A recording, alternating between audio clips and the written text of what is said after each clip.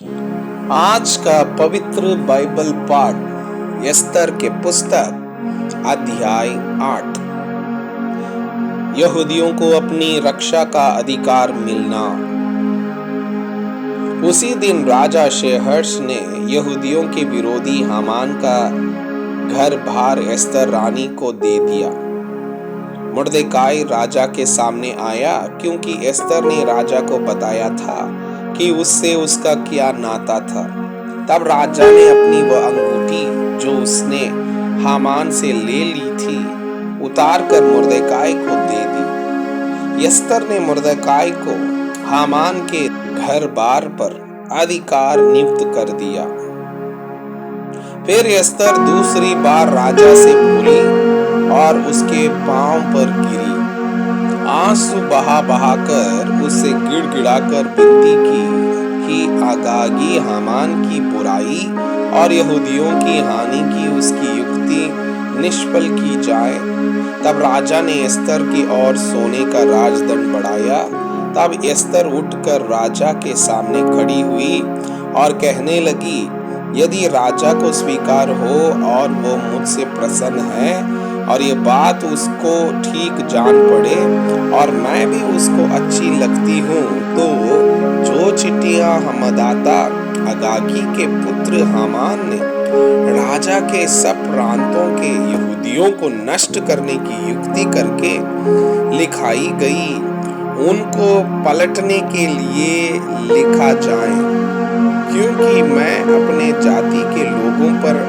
पड़ने वाली उस विपत्ति को किस रीति से देख सकूंगी। मैं अपने भाइयों के विनाश को कैसे देख सकूंगी। तब राजा शेहर्ष ने एस्तर रानी से और मुर्देकाई यहूदी से कहा, मैं हामान का घर भार तो एस्तर को दे चुका हूँ और वो फांसी के खंबे पर लटका दिया गया है, इसलिए कि उसने यहूदियों पर हाथ उठाया था।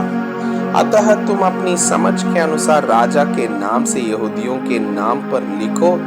और राजा की अंगूठी की चाप भी लगाओ, क्योंकि जो चिट्ठी राजा के नाम से लिखी जाए और उस पर उसकी अंगूठी की चाप लगाई जाए, उसको कोई भी पलट नहीं सकता।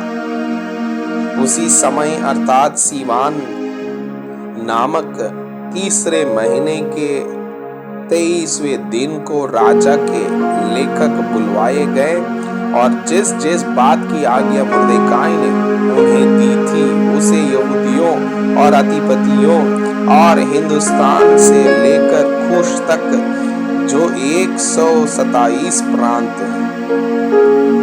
उन सबों के अधिपतियों और हाकिमों को एक एक प्रांत के अक्षरों में और एक एक देश के लोगों की भाषा में और यहूदियों को उनके अक्षरों और भाषा में लिखी गई। मुर्देकाई ने राजा शेहर्ष के नाम से चिट्ठियां लिखाकर और उन पर राजा की अंगूठी की चाप लगाकर वेग चलने वाले सरकारी घोड़ों, खच्चरों, ऊंटों और सांडनियों पर सवार हरकारों के हाथ भेज दी। इन चिट्ठियों में सब नगरों के यहूदियों को राजा की ओर से अनुमति दी गई कि वे इकट्ठे हो और अपना अपना प्राण बचाने के लिए तैयार होकर जिस जाति या प्रांत के लोग अन्याय करके उनको या उनकी स्त्रियों और बाल बच्चों को दुख देना चाहे, उनको घात और नष्ट करे और उनकी धन संपत्ति लूट ले। और यह राजा शेहर्ष के सब प्रांतों में एक ही दिन में किया जाए, अर्थात आदार नामक 12वें महीने के 13वें दिन को। इस आज्ञा के लेख की नकलें समस्त प्रांतों में सब देशों के लोग के पास खुली हुई भेजी गई, ताकि यहूदी उस दिन अपने शत्रुओं से बदला लेने को तैयार रहे। अतः हर कारे वेग चलने वाले सरकारी घोड़ों पर सवार होकर राजा की आज्ञा से पूर्ति करके जल्दी चले गए और यह आज्ञा शूशान राजगढ़ में दी गई थी। तब मुर्देकाई नीले और श्वेत रंग के राज्य के वस्त्र पहने और सिर पर सोने का बड़ा मुकुट धरे हुए और सूक्ष्म सन और भैजनी रंग का धागा पहने हुए राजा के सम्मुख से निकला और शूशान नगर के लोग आनंद के मारे ललकार उठे। यहूदियों को आनंद और हर्ष हुआ और उनकी बड़ी प्रतिष्ठा हुई और जिस जिस प्रांत और जिस जिस नगर में जहां कहीं राजा की आज्ञा और नियम पहुंचे वहां वहां यहूदियों को आनंद और हर्ष हुआ और उन्होंने भोज करके उस दिन को खुशी का दिन माना और उस देश के लोगों में से बहुत लोग यहूदी बन गए क्योंकि उनके मन में यहूदियों का डर समा गया था।